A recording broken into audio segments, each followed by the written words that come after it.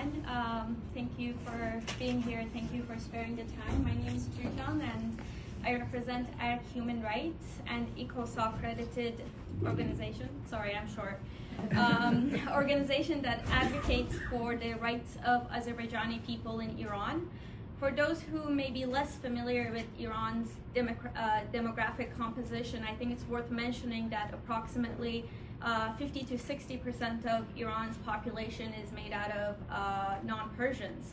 Azerbaijanis are the largest national minority in the country, and they're about 25 to 30 million people, and they predominantly live in the northwestern provinces. Azerbaijani women in Iran navigate multiple, overlapping legal and structural constraints that operate simultaneously. Iran's legal framework imposes gender-based restrictions on all women in the country, as you've seen my dear colleagues talk about.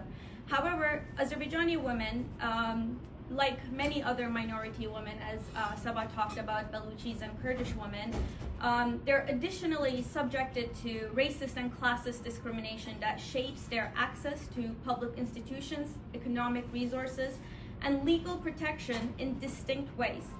You may be familiar with Kimberly Crenshaw, but my research takes her framework of intersectionality and establishes that discrimination does not operate along a single axis. Gender interacts with ethnicity, language, class, religion, sexuality, and geography. That results in conditions that cannot be understood by examining any one of those dimensions that I just mentioned in isolation. For Azerbaijani women, this means that harms they experience are produced by the interaction of Iran's gender-based legal restrictions with a separate and compounding set of cultural and linguistic constraints. I want to specifically focus on a matter that disproportionately affects the Azerbaijani provinces in Iran, and it is the issue of child marriages. Iran is a signatory to the UN Convention on the Rights of the Child, which specifies a minimum age for marriage should be 18 for girls and boys. According to the Article 1041 of Iran's Civil Code, however, the legal minimum age of marriage is 13 for girls and 15 for boys. If you think this is appalling, this is not only it. There is a loophole within the legal framework that if the parents or the legal guardians of the children allow, the children can marry even under the age of 13. So we have documented many cases of young children at the age of 10 or even younger who have been forced into marriage.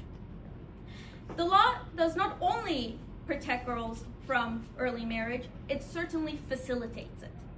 In Ardabil, in 2021, some 55% of all marriages that were recorded involved girls under the age of 18.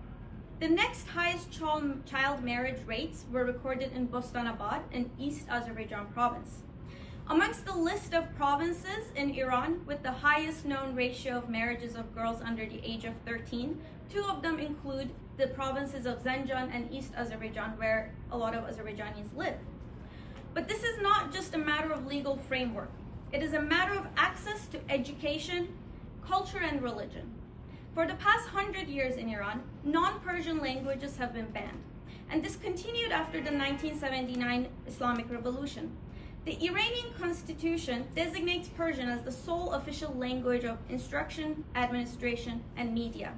Azerbaijani children attend schools in Persian only, rather than their primary language or a combination of both. The right to mother tongue education is recognized under Article 30 of the Convention on the Rights of the Child, which Iran is a party of. The Committee of the Rights of the Child has issued recommendations to Iran on this provision. They have not been implemented, and no enforcement mechanism has been applied. This means girls who marry young and drop out of school often never gain functional literacy in Persian, since it is the only language recognized by Iran's legal, judicial, and healthcare systems. This leaves them with virtually no ability to navigate institutions, seek divorce, understand their rights, or defend themselves in court.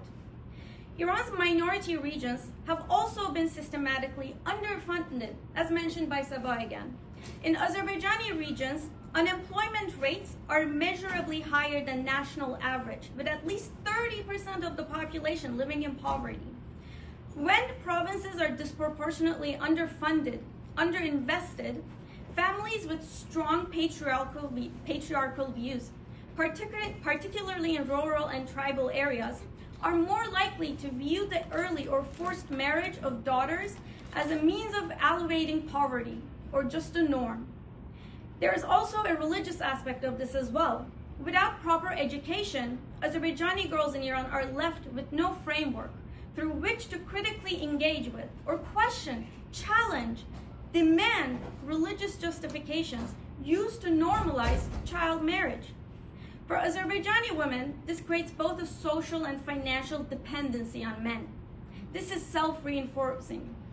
Without literacy, girls cannot read religious texts themselves, cannot access legal resources, cannot participate in the broader national or international discourse around women's rights, feminism, which leaves the patriarchal and the clerical interpretation of Islam as the only version of reality that they ever encounter. The Iranian regime continuously treats basic cultural and linguistic demands as a matter of state security and imprisons our activists with charges of assembling inclusion with the intent to disrupt national unity. ARC has documented cases of sexual violence and denial of medical care for women in prisons such as Tabriz and Urmia, which are central prisons, women who simply demand these rights.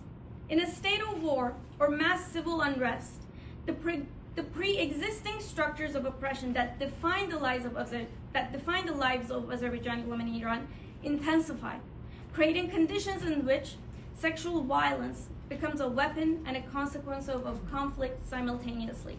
As we saw clearly during the 2020 Women Life Freedom protests and documented by the fact-finding mission themselves, minorities were disproportionately impacted by state violence with no accountability or justice. Research consistently demonstrates that women who are already deprived of legal protections, economic independence, and institutional recourse, they're exponentially more vulnerable to rape, to sexual assault, and gender-based violence during wartime or protests. I hope that better days are in our future, and I hope that the voices of minorities in Iran specifically are louder day by day. Thank you.